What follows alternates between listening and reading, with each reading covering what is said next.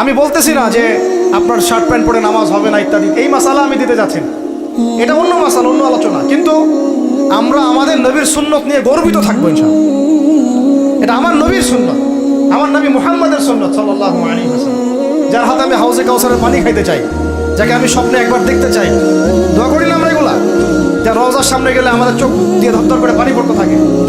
তিনি ওখানে জীবিত না, আমাদের সালামের উত্তর দেন না? সুবহানাল্লাহ। আমরা কি বলবো, আসলে প্রসঙ্গক্রমে কথা চলে আসে।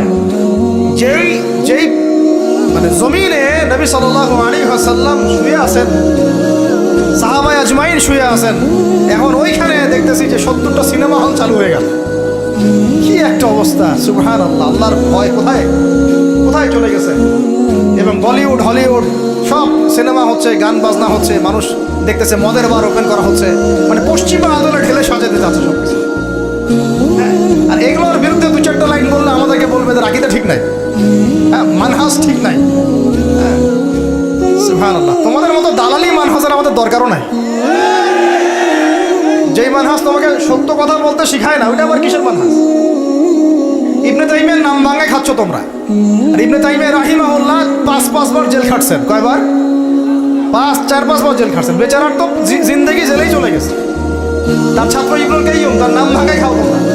ইবনুল কাইয়্যিম রাহিমাহুল্লাহ তার ওস্তাদের যে মহব্বত, তার মহব্বতে তিনি নিজেও জেলে ঢুকে গেছিলেন। সুবহানাল্লাহ। সহিহ আকীদা কি? যে আকীদা কোরআন এবং সুন্নাহর আলোকে আপনাকে সত্যি কথা বলতে শেখায়, এটা সহিহ আকীদা। যে আকীদা কোরআন এবং সুন্নাহর সত্য কথাগুলো আপনাকে বলতে বাধা দেয়, মুনাফিকদের পক্ষপাতিত্ব করতে শেখায়, ঘুরিয়ে ফিরিয়ে ইহুদিদের পক্ষে কথা বলতে শেখায়, ওইসব সহিহ আকীদা শেখারও আমাদের দরকার নেই।